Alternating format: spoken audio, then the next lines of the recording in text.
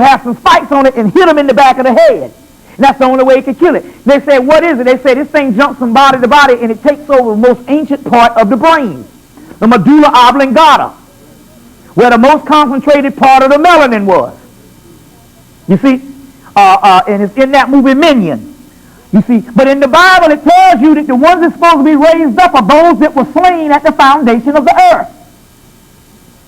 Well, the Titans were slain at the foundation of the earth. The Nephilim were slain at the foundation of the earth. And the word Nepher or Netter is one and the same, was slain at the foundation of the earth. You see? And the Elohim. So in actuality, those that were slain at the foundation of the earth, I thought Lucifer was cast down at the foundation of the earth. You see? So this concept here, those with the slain at the foundation of the earth and the ones to be risen up, well, to rise, to resurrect, you must fall. Now, it's interesting because I make the argument that the Christ does not come from heaven. The Christ comes from hell. Hello.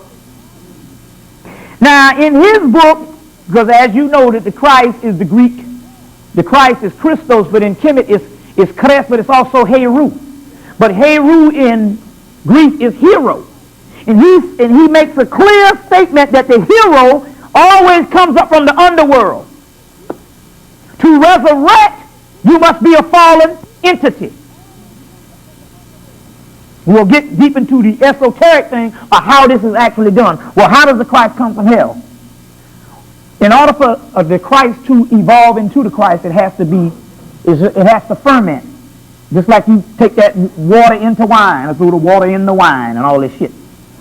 It has to crystallize. Christos. You see? We'll get into that also. Now, the ancient evil that I'm talking about here is different than moral evil. It's an actual force. Actual force, and I'll deal with it in a few minutes. It's also the dark side is the melanin realm. The psychological stage is the mental, the most deepest part of the subconscious mind. The physical realm and the good realm and obedience suppresses these vital forces. Now, what do I mean by this? Does this mean I'm telling you to go out and commit heinous acts? To commit a physical act is to be a part of the illusionary phase. What we're talking about here is a form of changing your thinking.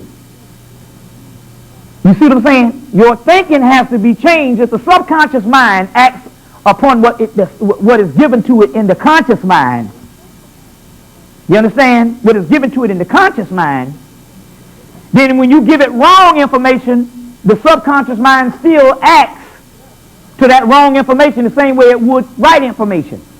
So in order to override all the wrong information, you have to override the whole system, and it is therapeutic that you become demonic in your thought pattern.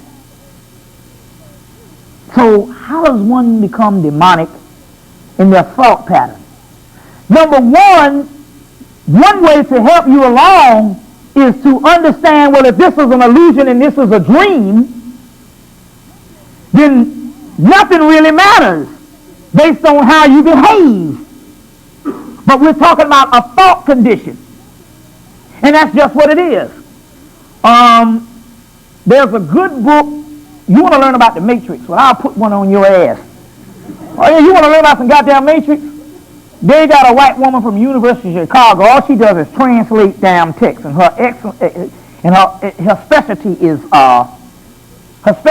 the Vedic text and all of that stuff, the Mahabharata, the Ramayana, and the Rig Veda, the Upanishads, and she is the foremost authority on this thing. If you want to learn about some Matrix, I'll give you somebody to scholar your ass, you probably take a year to have to study this book. It's called Dreams, Illusions, and Other Realities. Dreams, Illusions, and Other Realities by Wendy O'Flaherty. Dreams, Illusions, and Other Realities by Wendy O'Flaherty. Her name is actually Wendy Duniger O'Flaherty, but when they type it up, Wendy O'Flaherty. The name is O''Flaherty.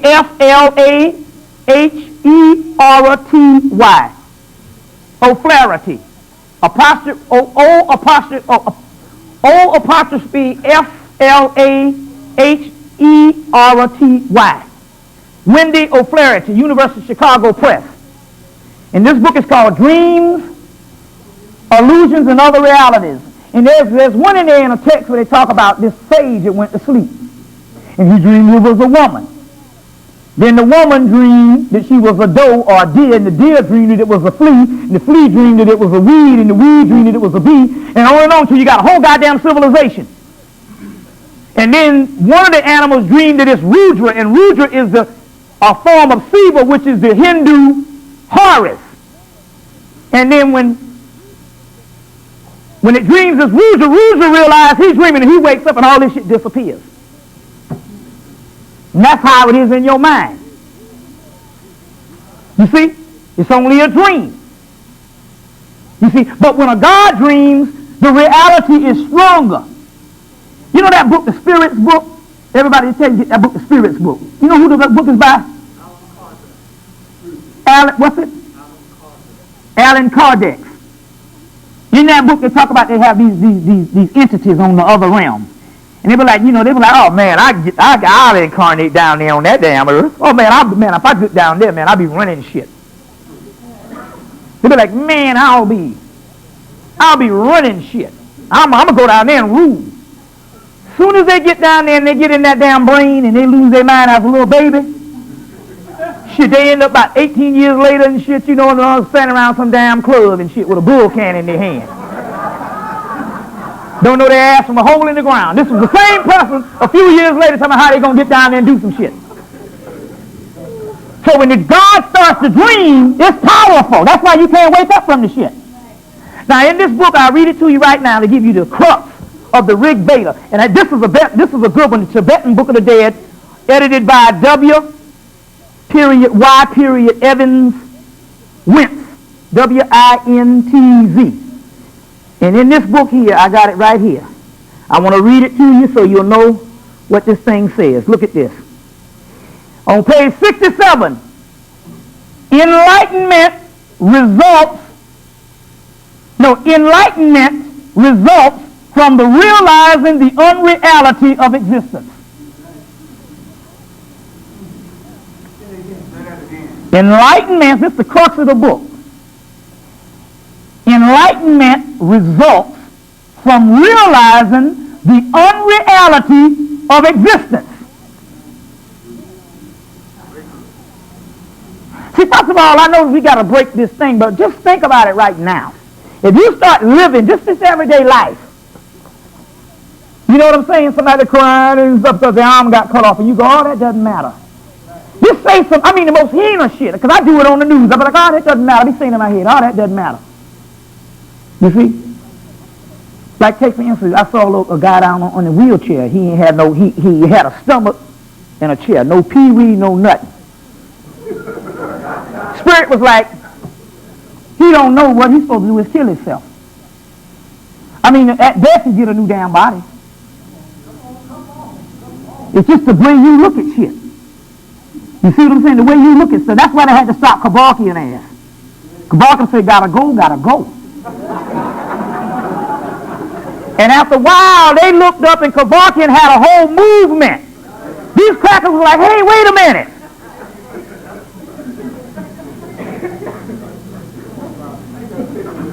Ass leaking, no colon, skin rotting off. I'll get the fuck on off and out of Dodge. He said, what? Gotta go. You know what I'm saying? Survey says,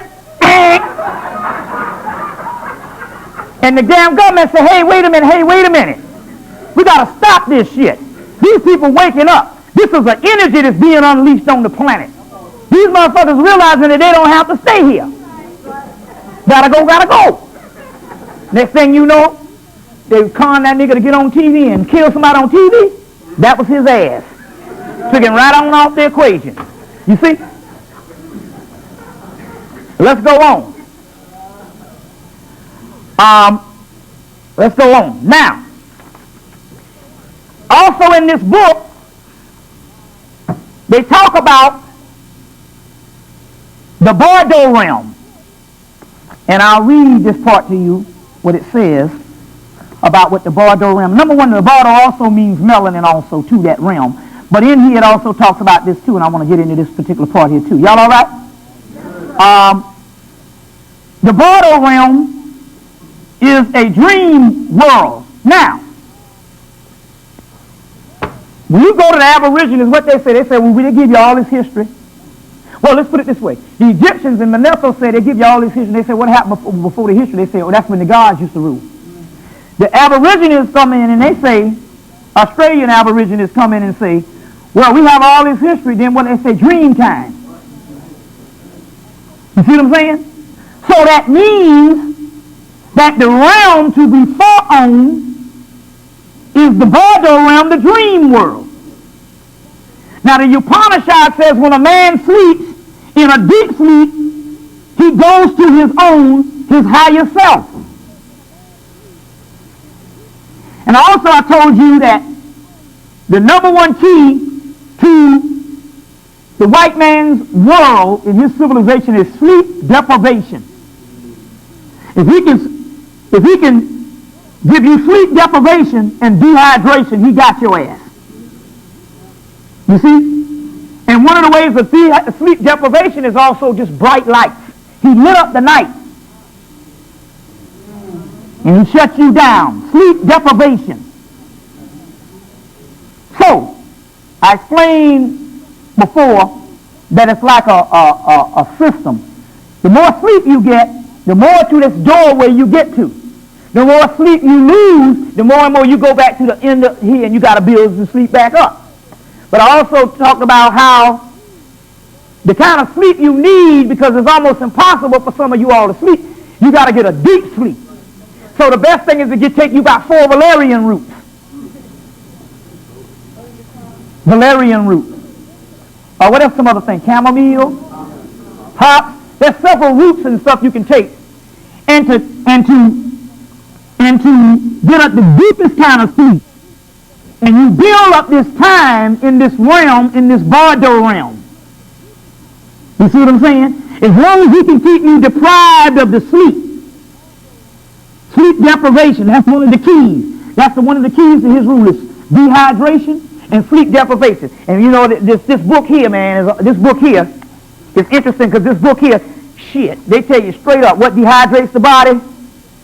Joke, Mountain Dew, Tab, Sunkist, Orange, Dr. Pepper, Diet Dr. Pepper, Pepsi Cola, Diet Riot, Pepsi Cola, Coca-Cola, 7-Up, Sprite, Diet 7-Up, Fresca, Root Beer, Sunkist, all sodas. And remember, he got it right in this book, Melatonin, your natural, the Russell Reader book. And in so many words, remember I told you that right at the Kroger down here in Atlanta, during the summer solstice month, they dropped off. Look, they had 2 helicopters bring in a pyramid damn near, a 6-pack of sodas for 99 cents. And the niggas had, one nigga had 2 baskets. Full up a 6-pack. You see? And this stuff is, and this is, they said, this is what depletes melatonin. Is this particular aspect? You see, that depletes melatonin. You see, but in here, but also they said this too, that the highest thing that makes, the greatest thing that makes melatonin rise out of the study of the critical study of over, let's see, almost 20 pages of research is marijuana. But that ought to let you know that the shit you're getting right now can't be marijuana. You see what I'm saying? Because they're saying here that in 2 hours of taking it, the melatonin jumped 400%. So that means in actuality, that can't be the marijuana they're doing now. As well as they also mentioned that the black light that they had to get rid of. You can only get them in Spencer's. You know, them gift shops and every now and you could find they had to get rid of that black light. You see what I'm saying? That particular black light. Not unless you grow in some, I don't know. You know what I'm saying? But that particular part as far as the black light, as well as learning disabilities based on these fluorescent lights in the classroom. Now I realize why I always had a problem learning inside a damn classroom. The fluorescent lights and stuff shuts down the actual melanin. You see what I'm saying? Shuts down the actual melanin. Now, let's go on. Because I want to get into this particular part. And bear with me 1 minute. In the Kabbalistic text, they talk about, and see, in this particular book, the Zohar, the Book of Enlightenment, it's called the Classics of Western Spirituality. It's just called the Zohar, the Book of Enlightenment, translated and introduced by Daniel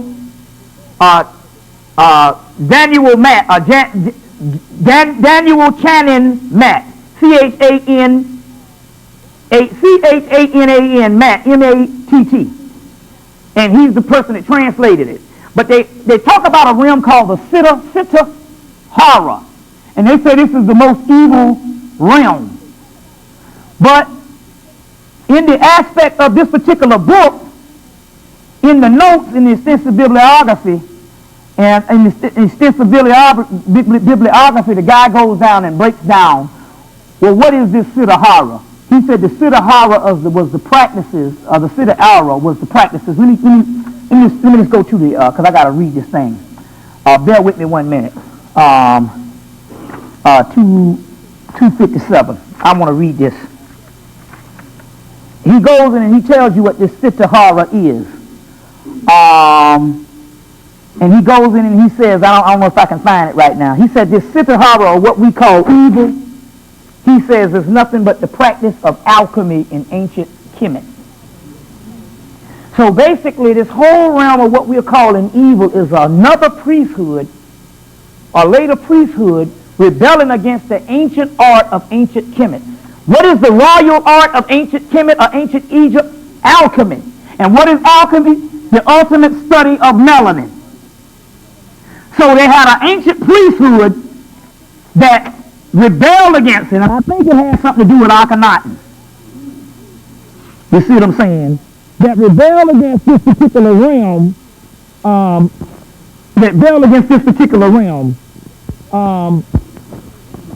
And it's also in the book of Enoch. They talk about, in the book of Enoch they said, I said, what is it so bad that Azazel, the one that you notice in the movie Fallen, what is it that's so bad that he did wrong? And in the book of Enoch they start going through the list of what he did wrong, and basically they was talking about working with stones and herbs and all this kind of stuff here. And you would think it's some type of sorcery, but if you understand the royal art of ancient Kemet, that what it was actually talking about was the practice of alchemy and man learning more about its inner nature than these gods rebelled. Also in the book of God chastises man. Also in the book of Ezekiel they talk about how the Egyptians was using sorcery. So by you thinking that sorcery is what they tell you now, you can't draw the parallel, because the sorcery that they were talking about was the black art, and what they call the black art is the study of alchemy. But Hollywood is slipped in and is giving you all these preconceived notions of evil. So when you hear the word black magic and the black art, you thinking it's something evil, and in actuality it's the study of alchemy in the most vital part of your essence. So obviously we got a later priesthood that's coming in, and they're shutting down the practice of man's soul, given over to the worship of a deity outside of your damn self. You see, mainly a solar order of deity that lights up the matrix, this artificial plane that we are on. So therefore, that's what they call the solar divas took over the suras or what you talk about this sun out here, and that's what Akhenaten comes in, because he's the first individual in history to come out there with that sun. And remember I told you and tell you to worship the sun in that particular aspect. The Ra thing was a whole nother concept, because you got Amun-Ra, the hidden sun. So you have a multi-deity system in Kemet, and they were actually talking about a doggone university of advanced knowledge. But Akhenaten comes and he tells people to worship the sun or the one God, and he shuts down the latent entities. Remember I was telling you that your mind is built on a multi-deity system? You know that you're a multi-deity system based on everything about you. As far as your movements, as melanin never stops moving. You see? Then it has to take a multi-deity system just to explain those components that's inside of you, those latent forces. So Akhenaten comes and he makes the one God concept, and he talking about that physical sun, and he misconstrues that they were talking about an inner sun inside of you, which is that kundalini or black dot. You see what I'm saying? And this is one of the first origins of this fundamentalism, by taking you from this particular part of dealing with your own spiritual concept. So therefore, alchemy becomes outlawed and evil. You see what I'm saying? Now, the Siddhara is talking about this evil realm, but they go and say it's the alchemical practices. What we call melanin is this evil realm. Remember I talk about the ancient evil? Well, and so we come in full circle now. The ancient evil is alchemy. Sorcery, that you get this later day version of this Hollywood shit, some people cooking up some bat legs and shit. Always some old green shit in the pot and all, you know. You talking about sorcery like that, but in actuality, the origin of it, when the Egyptians were dealing with this, or the Canaanites, they were dealing with alchemy, the study of melanin, the most advanced force on the planet. You see what I'm saying? And so from the rebellion of this forces by later day cults, all the stuff that you talk about negative now has its origins in alchemy, which is the study of melanin. So your entire essence, we have turned around and now you are calling it negative, and as a result, you create this particular negative by convincing your subconscious that its own inner workings is negative. You see what I'm saying? The same thing as the serpent, the kundalini, Satan, and all that type of stuff. But also, set type and also represents the ass. Or the donkey. But in it, Jesus, it goes into Jerusalem riding on the back of an ass. You see what I'm saying? So this goes back to say, and we must understand it at this particular time, if we're going to rise up to a certain level, that you are the parents of the so-called gods of creation. So therefore you have no business praying to some gods of creation when you were their parents. You see? And this is what we must understand. This is why things are not working for us. Because we still have this Christian model in our mind that we got to be obedient. And this, now, what does this mean? Now, let me break this down on a certain level, because I was getting ready to get in this before. At one time, we were on the earth plane. We had a couple of thousand years to be here. So we had to harness the latent forces within our body, because we had to create the civilization, because we had to, the forces had to get to a certain level before they manifested on a certain realm. So we had to harness a certain amount of energy. Now we got the time cycles mixed up. Now this is the end time cycle, and because we were hit in the head, now we're going back to the same old harnessing. This new eon that you're talking about, you not only have to become one with your own higher self, you got to become one against nature. Something new here. So you know, all the spiritual shit, all of nature, all the divine beings and the goddamn nature and the nature of this shit here. You have to become one against nature. You say, well, how is that? Now you're losing me. Didn't I tell you at the first beginning that the Egyptians and Alvin Boyd Kuhn book says that they looked at this as a realm of some leftover realm of when we used to live and then we died, and then the civilization started? You see what I'm saying? So if the nature represents the cocoon, you see what I'm saying? And that is the cocoon that sustains you in this life cycle of creation, then now even the devil is running. You don't even have control over it no more. Because you have all used it up and you're ready to go to the next level, then you got to become one against nature. That's what Gurdjieff said. The new man that's going to jump to a higher level is not only going to have to become one against nature, but he's going to also have to come one against God. You say, now you fucking me up. Didn't I just tell you a few minutes ago that we are higher than the gods that created the physical realm? This realm was created from a primal world that existed before. So in actuality, you got to become one against God.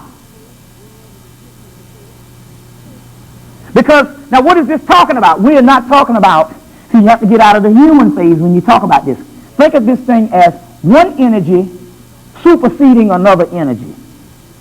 Just as the other energy surpassed our energy and set up this dream world, and we went into hibernation, now our energy has to surpass the other energy. So the God of creation must be overwritten and killed by the God of the world to come, as they call it in the Kabbalistic text. You getting this? Okay. You existed before creation. Several primal worlds that were in existence for billions of years as the same time and now as this earth is old. Okay? Then you went into hibernation in a dream state, and your energy was used to create the world around you and to imprison you in this particular world. And that's all what you know of as nature. It's a matrix. It doesn't exist as an illusion, a series of events that don't exist, called Maya, illusion. And the God that created that Maya in that illusion has got your ass now trapped in this thing because you are still thinking of creation. And you're thinking about getting back on top of civilization and going back to Egypt. Well, let's cut the damn dumb shit. You're not going to go back no goddamn well. Personally, you ain't going to do shit but you ain't going to hit her down, like they say down in the country, you ain't going to hit her down, lick out a snake. Or some people say, you ain't going to hit her, lick out a damn stick. The point I'm trying to make here is now, and I'll explain this to you too also, why this cannot be. If you are to raise yourself up back into a civilization on the earth plane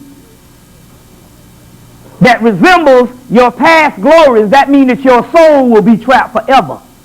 Because you didn't come on this civilization as a human. You developed into what a human condition was. So you can't go back to doing the human, been there, done that.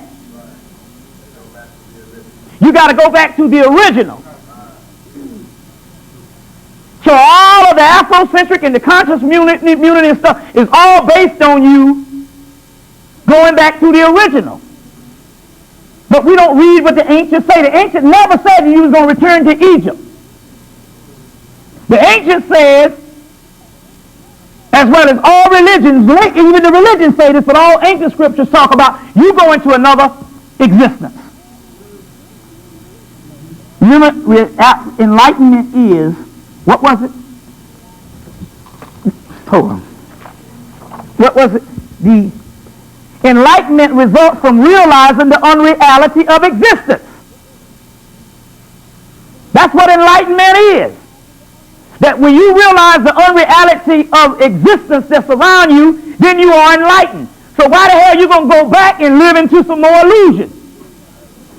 That don't make no damn sense when you find out the shit ain't real. You know, once you find out some shit ain't real, those supposed to mean the same damn thing. That's like your motherfucking ass here, you big old 45-year-old man sitting in Santa Claus' lap. You see? You sitting in Santa Claus' lap, butt crack sticking all out. You know what butt crack is? Nigga got butt crack in Santa Claus' lap, browning all up his red damn suit. Rusty ass, skid mark ass nigga sitting up in some damn Santa Claus' lap.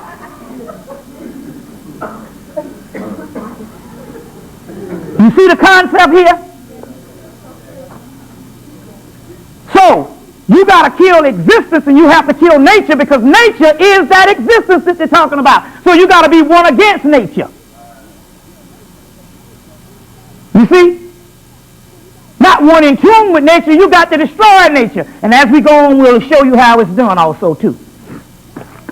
Now, to let you know that I'm not bullshitting, let's get another scholarship book. There's two of them, but let's get two of them here. Wendy O'Flaherty, who is an authority on, she just translates the scriptures. Wendy O'Flaherty, Sheba, the erotic ascetic. The Sheba, or Sheba, I think it's pronounced Sheba.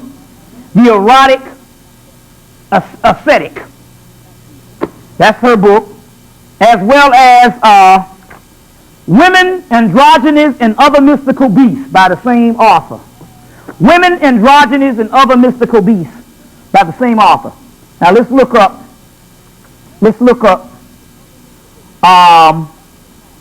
this aspect of, let me look this up. There's a part in here in the text, in the Mahabharata, text, in the Mahabharata, ancient text. Bear with me 1 minute. When I look this up, I should have put a bookmark in it and stuff, you know. But you know how that is. That would be perfect. That would be doing the right damn thing. And as you know, that don't equate to black people, you know. You know what I'm saying?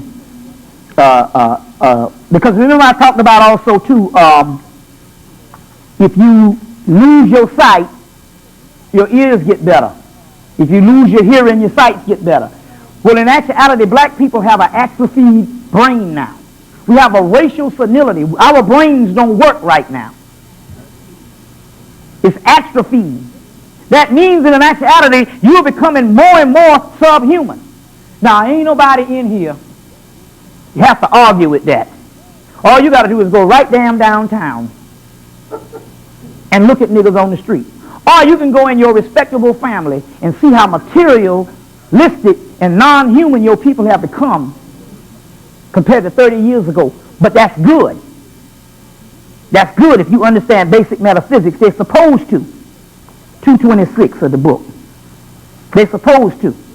Now, why is that? You say, well, why is that? Because when your brain starts shutting down, your higher self takes over. So your pineal brain comes online.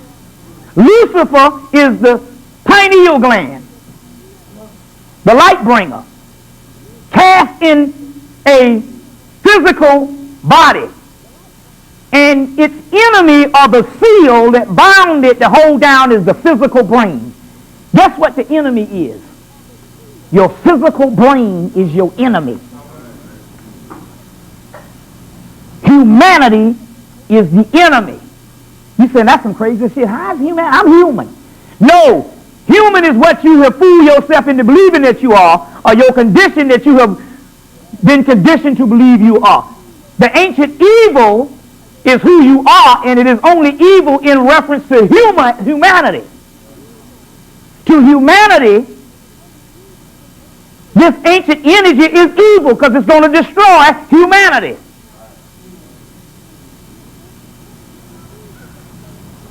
So your brain is the enemy. Well, how can your brain be the enemy? Because your brain makes this matrix or this illusionary realm possible. Remember man say, is that really a chair in the Matrix movie? Is that a chair? Is it that's the wiring of your brains, the electrical wiring of your brain telling you that that's a chair? So your enemy is this brain. And what the white man does, he creates luxury, materialism, to suit this brain and make this brain happy, and you don't look for happiness elsewhere. A new pair of shoes will do it. That's a distraction. I know I went to damn New York and went goddamn crazy. Buying shit. They had fur collars, real goddamn mink collars on the street, $5. You know, you think I'm bullshitting? You go downtown Manhattan or go down Canal Street. Them niggas take a blanket out that motherfucker and they'll sell, I bought 2 fucking mink collars. $5. One for me, a raccoon, and one for my girl. $10. Went crazy. Spending, I lost my damn self. Spending up a damn, you know, and I was happy for that minute. Well, it ended up shit at the bottom of the closet. That's where it ends up. Then you be asking yourself how you run out of damn room. It don't even mean this. It's actually hindrance. It's junk after a couple of months. You be like, damn, man, I got too much shit. You don't understand. Now, going on. Page 226. 226. Erva is an ancient sage whose anger... No, I'm going too far. Siva, in this book, is supposed to unleash a submarine mare in the last days. And this submarine mare is this primal energy that will destroy the known universe into a new reality. The submarine mare is often called the fire or the kundalini fire of Erva. That's what the satanic energy I'm talking about, this ancient evil. That's what you got to become. But you bring that shit about by thinking evil, not love. Love keeps the earth for the last umpteen million years in order. But now you're trying to break out of the cocoon, but now you're getting new age teachings of the old cycle information, and you're supposed to be learning the new cycle information. That's because the white man has got the old information, and he's trying to create a spiritual reality on the earth for itself. Meanwhile, you're melanated people, and the entities inside of you trying to get out, and it gets out through fucking damn anger. Not love. If this is an illusion, wait a minute, hold on now, goddamn, wait a minute, wait the fuck up. Give me no bullshit about no love. Wait a minute, wait the fuck up, wait a minute, hold on. Enlightenment is the result of the reality, enlightenment results from the realizing the unreality of existence. So if you loving something, you loving a motherfucking unreality. You getting this shit? That means you loving the Matrix. You loving the prison. Wait a minute, hold the fuck up. This shit is crazy, man, because that's that old white people bullshit, new age shit. You see what I'm saying? And they pulling a goddamn, you see what I'm saying? And we caught up in this bullshit. Wait a minute.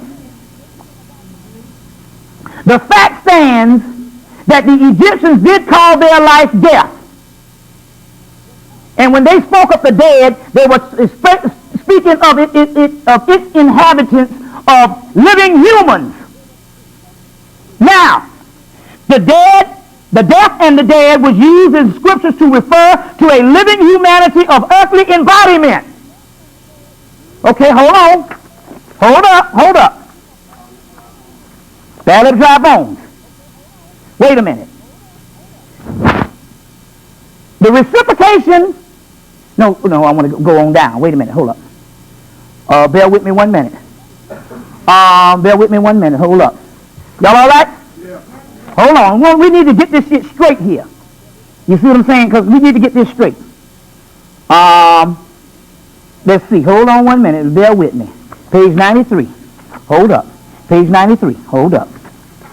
Want to get this shit right. No. Page 205, Alvin Boyd Kuhn's book, Lost Light. This is the one they banned. This wide procession might have remained highly instructive had Milton and had within common and his group of hermeticists of Europe had lost the lost signal of knowledge of the fallen angels, the rebel hosts, and the armies of Satan and Lucifer. Collectively was man himself. That fiery lake into which he was hurled was our gloomy earth. So, if man is imprisoned in a fiery lake, and it is talking about this particular earth, what the fuck you doing loving this bullshit? You see what I'm saying? That's bullshit. If it's a matrix, if it's an illusion, if it's Maya, it doesn't exist. You see what I'm saying? It doesn't exist. Now,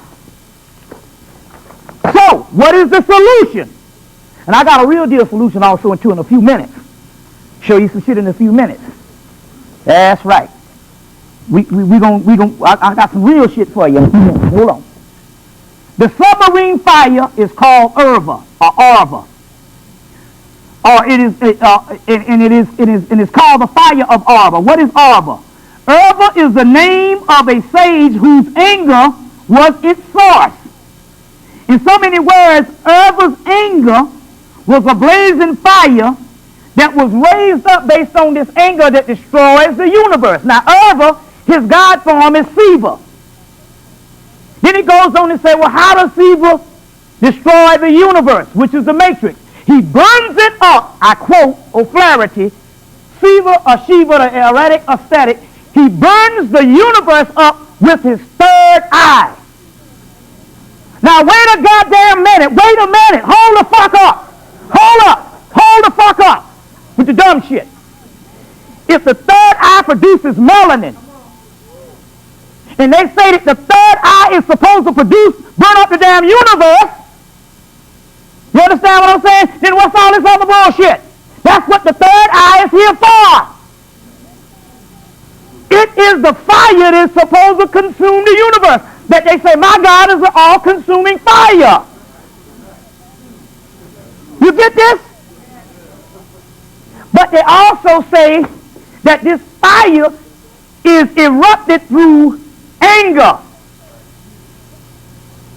You say, how can this be? Because the old cycle, you had to contain your anger because you had to live on the earth because the fire was not at its point that it get to the point that it's going to destroy the universe. Now you are at the end cycle and you are misconstruing the text because all the white boy got the new age and they ain't trying to get up out of this shit. They are rich and they are living on top of everybody on the earth that's indigenous. So they want a new age and they knew Egypt to do some shit to sustain this thing. Meanwhile, they feeding you the bullshit and you thinking that the spirituality is supposed to peace and love and one with nature. That's the old cycle. Your shit is to destroy the earth. Like the ancients said, and all these ancient texts, like Honorable Elijah Muhammad and everybody else say, they're going to get theirs.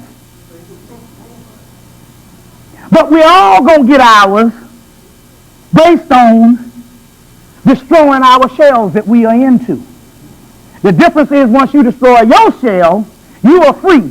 And once they destroy their shell, since they don't have no souls, they don't exist no more.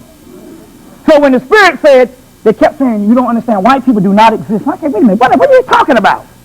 Then I was telling you, you get something and you don't learn and you can't even understand what they give you. They say, white people don't exist. They used to tell my girl that all of 94, white people don't exist. I'm like, what the fuck are you talking about? And people are like, well, they do this, they're ruling over your ass, ain't they? I said, the spirits was talking about the only thing that exists in the universe is your soul. Since they don't have no souls, because you can't have no, because the souls, the only souls there are the original souls that there always were. You see, so since they don't have no soul, they don't exist. Since this is an illusion and a matrix, that doesn't exist, they don't exist either. Remember when my man finally killed the agent in the movie? It wasn't nothing but a damn ghost in the first place. But they killed him and he still woke up and kicked ass. Because he had also crossed over when he went through the shit and was rebirthed on the other side at the beginning of the damn movie. You see the concept? So somebody is running some bullshit to us. You see, whenever the Vedic scriptures, as well as what's called, okay, you saying, no, you're wrong, man. The Christ says love. Well, we can bust that shit up right now. First of all, the Christ is not synonymous to some Jesus Christ of 2,000 years ago. That motherfucker never existed. So the Christ that we're talking about is the ancient Christ, which is Horus. The Etruscan is Hercules. Krishna, Shiva. Now, correct me if I'm wrong. Study anything about Horus, and Horus don't do but one damn thing. Put some foot to somebody's ass. That's it. Now, if you tell me one goddamn thing where Horus is walking in the field with a lamb and some little goddamn snotty-head children, you crazy as hell. Horus cut his own damn mama head off when she let go Set Typhon. Of course, cutting her head off and she a god don't mean nothing. She be like, that's fucked up, man. Why you do that for? I'll get your ass back. But the point is,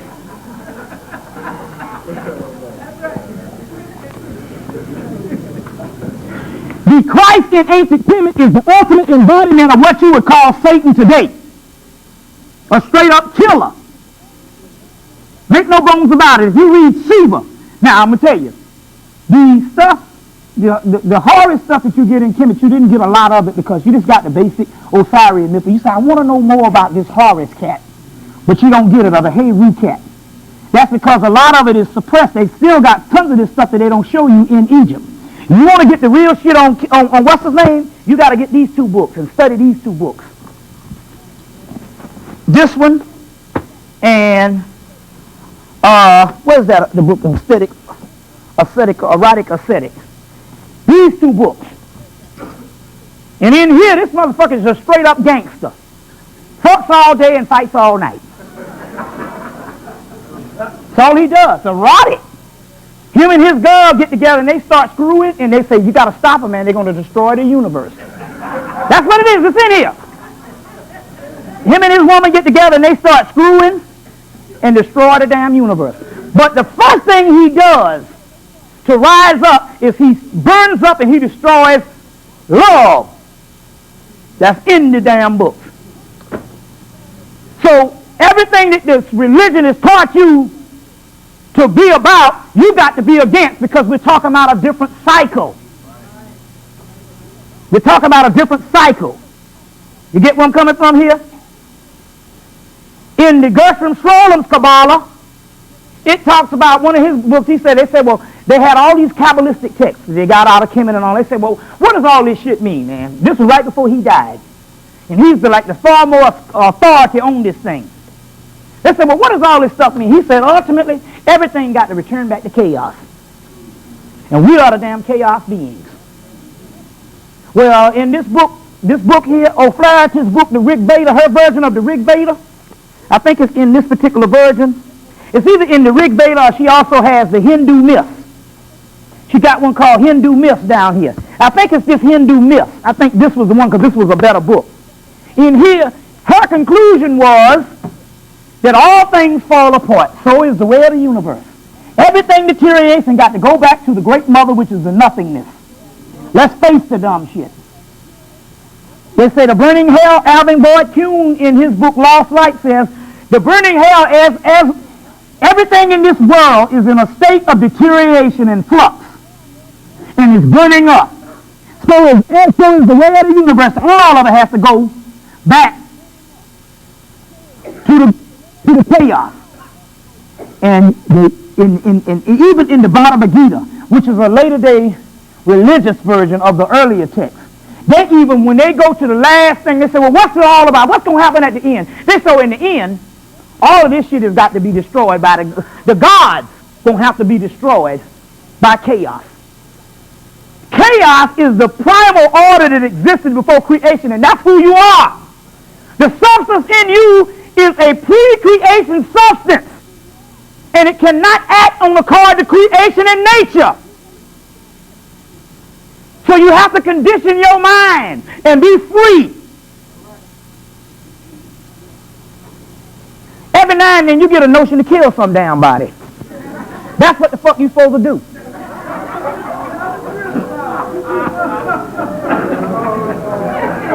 Now you say that's wrong. But let's say if that was God. First thing you in a damn graveyard, God took him. Well, fucking you God too. And some niggas need to be killed.